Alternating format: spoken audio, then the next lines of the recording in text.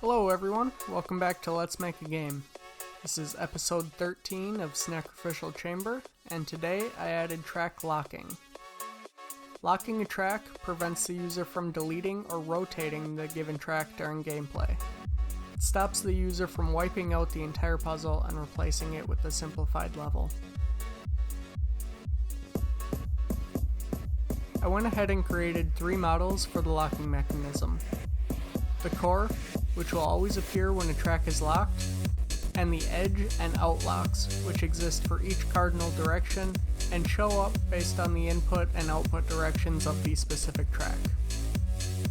Since I created a lock mechanism that is dealing with 2 sets of directional objects, I created a class to handle these objects. This class is serializable, so I'm able to set the 4 game object references within the inspector. At startup, this class bundles the 4 references into an array based on my default direction order. It also handles the activation of each element of the array by first checking if it's set. If the object is null, it won't be turned on or off.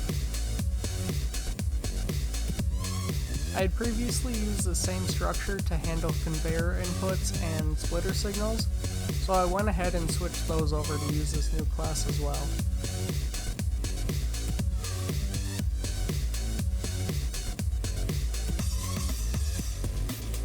After setting up the direction object class, I created a class to manage the lock mechanism. It contains 2 of these direction object references, one for each edge lock and out lock. This method is used to display the appropriate lock for the given direction. If the current track is interacting with the adjacent track for a given direction, the out lock will appear. If the track is not interacting with its neighbor, the edge lock for that side will be shown instead.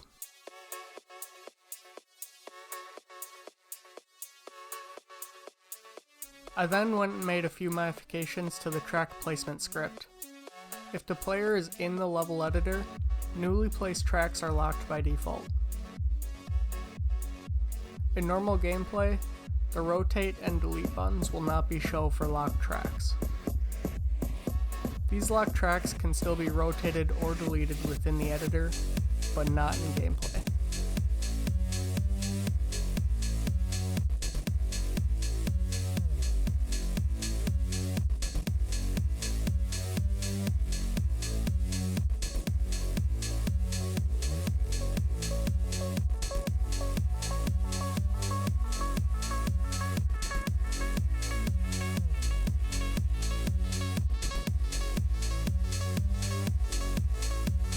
I also added a way to toggle these locks within the editor, so the option is not displayed for input pipes or ritual circles.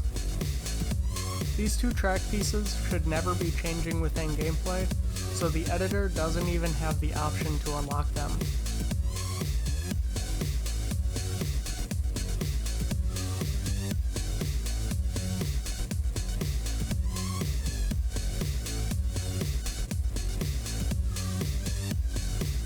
That's all I have for this episode.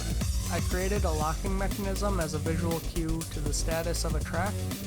I created a class to manage that lock based on the inputs and outputs of the given track.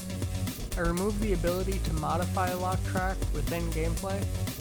And I added a way to toggle the lock status of a track within the level editor.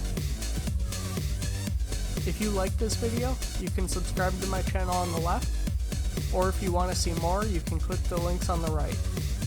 If you have suggestions for what I should do next, you can reach out to me on Twitter. Thanks for watching.